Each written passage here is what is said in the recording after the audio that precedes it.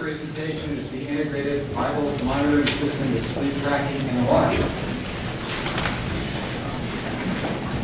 Hello, welcome. Thank you for coming out today for our Senior Design 1 presentation.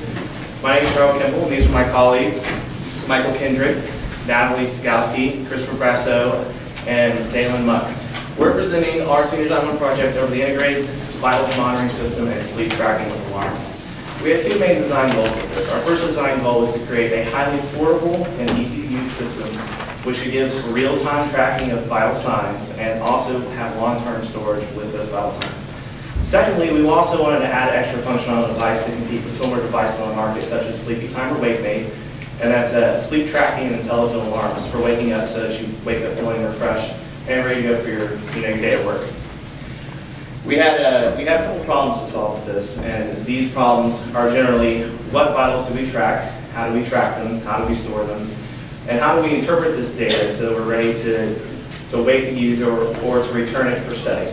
So our approach covers four main items. Our four main items are temperature, actigraphy, pulse rate, and electrodermal skin response. And for temperature, we're using a dual thermistor setup. Our first thermistor is outside to measure the outside temperature of the house or sleeping area, and the internal one that's on the wrist is to measure core body temperature. As the night progresses, your core body temperature drops or reaches the lowest point right before you wake up, similar to how it's always cold before the sun rises. We're using actigraphy, which is commonly used in other products such as WakeMate, and in that particular sense, we're cloning other products, but at the same time as proven technology. We're using a 2G sensitive dual axis accelerometer to track movement, and this differentiates between REM sleep and non-REM sleep.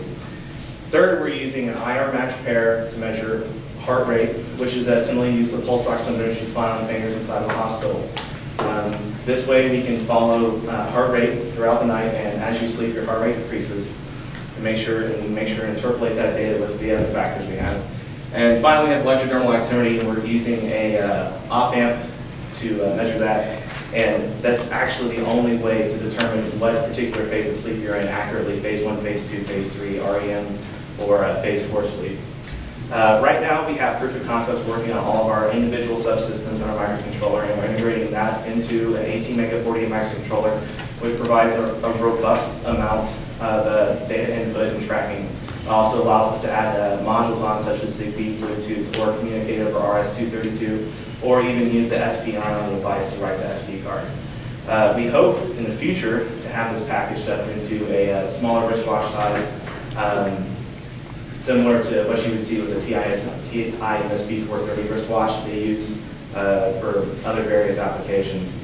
Eventually, this would be marketed to something for either the general consumer public to use stuff like Sleepy Time or other activity monitoring systems, pedometers, heart rate. And we'd also like to be able to use this in low power areas such as the rainforest or areas where modern hospital equipment isn't exactly portable or functional. So that about covers it for our presentation. I'd like to open up the floor to questions, comments, or concerns. Sure. You said you're measuring REM two ways. The second one was actually using electrodes. So most products that actually want to do that accurately, like Zio's system, for example, they're actually located on your forehead, because they're looking at basically electromyogram. You're talking about a wrist-worn device. Yes. Are you going to sacrifice some accuracy on them versus non-REM because of wrist-worn? Yeah, that's one of the biggest problems we're looking at is not every single system is going to be accurate enough per se as general medical technology. The idea is to use every single subsystem to accurately interpret the data and return valuable information to the user or to wake the user at the proper time. Have you done any work on a web interface or any analytics kind of front end to be able to look at this data, or how do you view the data today? Right now, we're having it write to plain text or CSV on an SD card.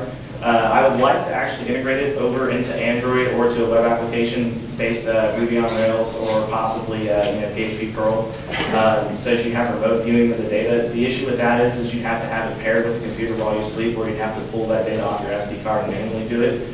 With a phone, I believe Sleepy Time uses something, or rather WakeMate uses something similar with the iPhone. They have an application, and it just pairs up and it just vibrates your arm whenever you're supposed to, but all the computing power is done on the iPhone rather than on the device. device. How much more effort would it take to take the data and shoot it out an RS-232 port or over cellular?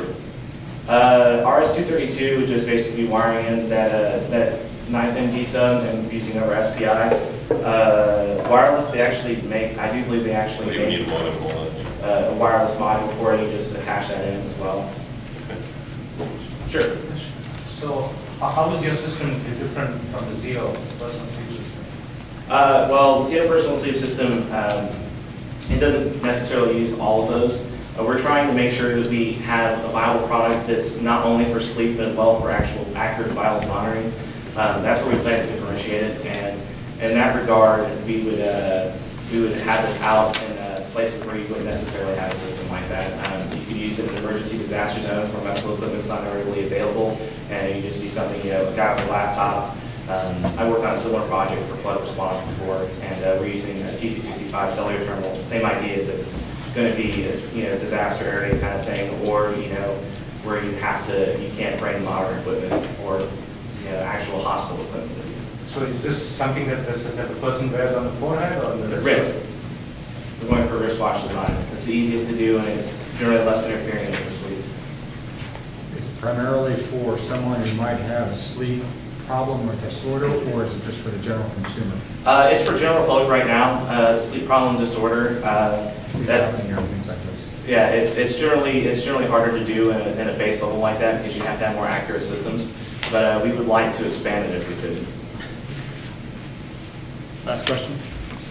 Can you measure core body temperature using thermostat? Say again? Can you measure the core body temperature using a thermostat? That's what we're attempting to do. That's why we're building a test dummy using it's a technique that's used a lot by ballistics agents, and we're going to use ballistics gelatin along with a small heater to go ahead and test that. That's our plan right now, and if that falls through, our goal is just to measure body temperature in general, because as you sleep, it generally relates to your core body temperature throughout the night. Thank you very much.